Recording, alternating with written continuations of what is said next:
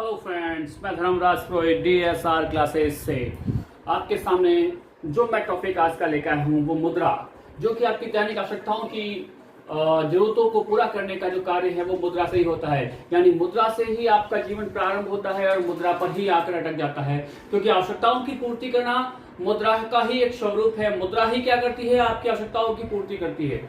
अब देखिए, यहाँ इस टॉपिक को पढ़ने से पहले जिन लोगों ने मेरा चैनल सब्सक्राइब नहीं किया है वो मेरे चैनल को सब्सक्राइब करें और इस वीडियो को अंत तक देखें, क्योंकि मुद्रा का महत्वपूर्णतया देखा जाए तो सभी के जीवन में बहुत अधिक रहता है। क्योंकि आज मुद्रा मनुष्य के अंतर्गत जो शरीर में बहने वाला रक्त जितना महत्वपूर्ण होता है, शरीर में चलने वाली धड़कन जितनी आवश्यक होती है, उसी प्रकार जीवन में जीवन जीने के लिए मुद्रा की आवश्यकता उतनी ही अधिक होती है। तो इस मुद्रा का प्रादुर्भाव कैसे हुआ, मुद्रा का जन्म कैसे हुआ, मुद्रा कहां से, किसने, कैसे इसका नाम पड़ा, उसके बारे में आज इस टॉपिक को मैं लेके आया हूं। क्योंकि काफी बार ऐसा पूछा जाता है कि अर्थशास्त्र में मुद्रा का महत्व क्या है, मुद्रा का प्रादुर्भाव कैसे हुआ, वस्तु मुद्रा में आई थी या सिक्कों, मुद्रा का जो प्रारंभिक स्वरूप था वो कैसा था, गोल थे, टेढ़े थे, नोट में थे, सिक्कों में थे, सोने के थे, चांदी के थे, लोहे के थे, पीतल के थे, किसके थे।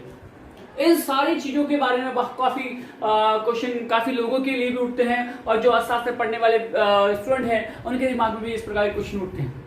तो इन सारे क्वेश्चनों को मैं निराकरण के रूप में इस टॉपिक को आपके सामने लेके आया हूं। तो आज का टॉपिक है मुद्रा का प्रादुर्भाव, मुद्रा का जन्म कैसे हुआ। तो आपको यहाँ सबसे पहले देखना होगा कि मुद्रा के जन्म होने से पूर्व में, मुद्रा के जन्म होने से पूर्व में देखा जाए तो यहां सबसे महत्वपूर्ण होता है कि मुद्रा से पूर्व जो व्यवहार हो रहा था, मुद्रा को इस्तेमाल किया जाता वस्तुओं के रूप में। यानी वस्तु के बदले वस्तु का जो लेन देन हुआ था वह भी एक मुद्रा के रूप में ही प्रयोग किया जाता। किसी व्यक्ति को कुछ किसी वस्तु की आवश्यकता है तो वह अपनी कुछ वस्तु को देकर वह वस्तु प्राप्त कर लेता था। तो इस प्रकार का जो विनिमय हो रहा था वो वस्तु विनिमय कहलाता है। जैसे हमारे आसपास के पड़ोस में कभी कोई चीज की आवश्यकता पड़ती है तो हम लोग क्या करते हैं, पड़ोस में गए और एक कटोरी शक्कर की ले आते हैं और उसके बदले में कोई दूसरी वस्तु दे देते हैं उसको। तो ये विनिमय कैसा कहलाता है? मुद्रा विनिमय।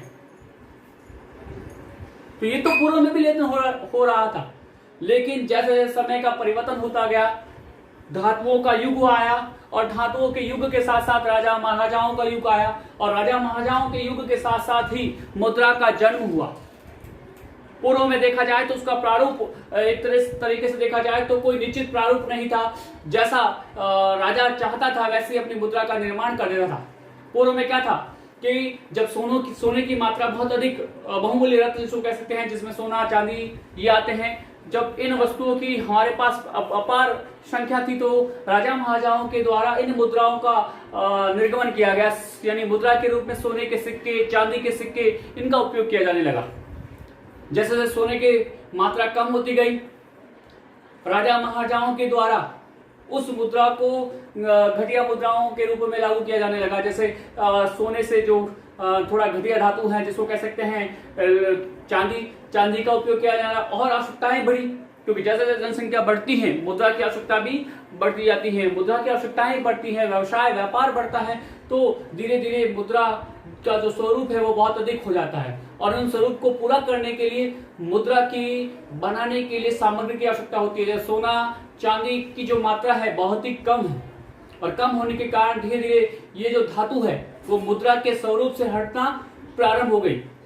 पूर्व में ना तो ये गोल आकार का होता था, कोई राजा महाराजा तीन कोने के आधार पर त्रिभुजाकार का या उसकी किसी भी प्रकार की डिजाइन नहीं होती थी। देखिए, इस प्रकार के भी सिक्के बन जाते थे, इस प्रकार के भी सिक्के बनते थे, इस प्रकार के भी सिक्के बन रहे थे और इस प्रकार के भी सिक्के बन रहे थे। यानी सिक्कों का कोई प्रारूप निश्चित नहीं था राजा महाराजाओं के काल के आधार पर। वो टकसालों में क्या करते थे, सोने और चांदी को पिघलाते और पिघलाने के आधार पर अपनी जो मोहर होती थी उस मोहर को, यानी अपनी फोटो हो सकती है, अपना कुछ चिन्ह होता था, उस पर वो लगा देते थे और वो मुद्रा के रूप में उसके बदले में वो किसी को देकर वस्तुओं को खरीदते थे और बेचते भी थे।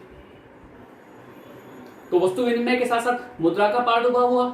सोने और चांदी उत्कृष्ट धातु थी, उनका उपयोग किया जाने लगा। जैसे जैसे मुद्रा की मांग बढ़ना प्रारंभ हो गई, जो उत्कृष्ट धातु थी उनकी कमी होना प्रारंभ हो गई। तो ऐसी स्थिति में राजा महाराजाओं के द्वारा भी एक घटिया किस्म का जो धातु जिसको हम लोग कह सकते हैं तांबा है, लोहा है, इनका उपयोग करना प्रारंभ कर दिया गया और धीरे धीरे दिमाग और उसकी मांग बढ़ना प्रारंभ हुई। धीरे धीरे बढ़ने से के कारण उसका कागजी मुद्रा के अंतर्गत और इन कागजी मुद्रा, प्लास्टिक मुद्रा, इनका उपयोग करना प्रारंभ कर दिया गया। तो मुद्रा का जो प्रारूप है वो वस्तु विनिमय से लेकर अभी जो एक्सपेंशन जो चल रही है कागजी मुद्रा, वहां तक का रहा है।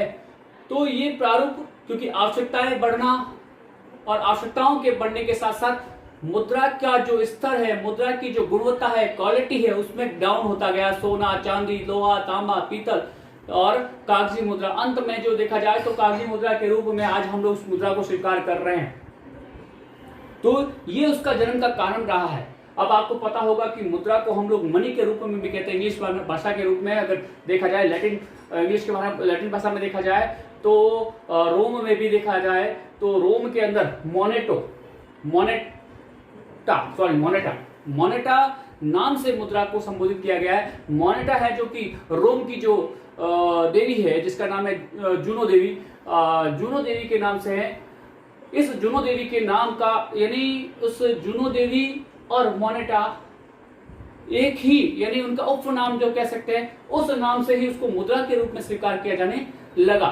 तो बहुत सारे अर्थशास्त्रियों ने भी उस मुद्रा को परिभाषित किया है कि ऐसी वस्तु जिसके माध्यम से व्यक्ति उसको वैधानिक स्वीकृति प्रदान करता है। जैसे अभी आज का जो युग है, हम लोग उसपे जो कागजी मुद्रा देते हैं, तो कोई भी व्यापारी है, व्यवसायी है या फिर कोई भी छोटा मोटा व्यापारी है, मुद्रा के बदले में हमें वो वस्तु प्रदान कर देता है। यानी उसमें स्वीकारता, वैधानिक स्वीकारता का गुण मौजूद है, और जिनमें वैधानिक स्वीकारता का गुण मौजूद होता है वही मुद्रा कहलाती है। बहुत सारे ऐसे अर्थशास्त्री हुए जिन्होंने मुद्रा की परिभाषा को दिया है। तो आज जो परिभाषा है वो मार्शल के अनुसार दे रखा है। मुद्रा में वे सब वस्तुएं सम्मिलित की जाती हैं जो किसी विशेष समय अथवा स्थान में बिना संदेह या विशेष जांच पड़ताल के वस्तुओं एवं सेवाओं को खरीदने तथा व्यय के भुगतान के साधन के रूप में सामान्यतः स्वीकार की जाती है। देखिए यहाँ पर वे सारी वस्तुएं हो सकती है, सोना, चांदी, लोहा, तांबा, पीतल, कागजी मुद्रा, इन सभी वस्तुओं को सम्मिलित किया गया है जो सामान्य स्वीकृति का गुण रखती हो। प्रोफेसर मार्शल क्या कहते हैं? उन सभी को सम्मिलित किया जाता है जिनमें सामान्य स्वीकृति का गुण हो, वह मुद्रा के रूप में मानी जाती है। यानी सीधा कह सकते हैं वे सारी चीजें, वो सारे वस्तुएं जिनमें सामान्य स्वीकृति का गुण होता है, मुद्रा कहलाती है। क्या कहलाती है? मुद्रा। और हॉटले विदर्श के आधार पर भी कहा गया है कि मुद्रा वह सामग्री है जिसमें हम वस्तुओं का क्रय विक्रय करते हैं। यानी हम वस्तुओं का क्रय विक्रय जिन जिन स्वरूपों के अंतर्गत करते हैं वही मुद्रा कहलाती है। देखिए मुद्रा के अंतर्गत वो सारे गुण पाए जाते हैं, स्वीकार्यता का गुण, साधन का गुण, वैधानिकता का गुण, वही मुद्रा कहलाती है। और ये गुण जिन जिन में होते हैं वह मुद्रा का स्वरूप होता है। और आज के जीवन में मुद्रा का बहुत अधिक महत्व होता है। मुद्रा के बिना आप अपनी आवश्यकताओं की पूर्ति नहीं कर सकते हैं। अगले टॉपिक के अंतर्गत हम मुद्रा के साथ साथ जो वस्तु विनिमय है, वस्तु विनिमय का अर्थ और उसके साथ साथ वस्तु विनिमय की विशेषताओं के साथ में आपके अगले टॉपिक के अंदर, अगले वीडियो के अंतर्गत आपको बताया जाएगा। अगर आपको मेरा वीडियो पसंद आया है तो शेयर और सब्सक्राइब करना ना भूलें और अपने इस वीडियो से संबंधित कमेंट्स अवश्य दें।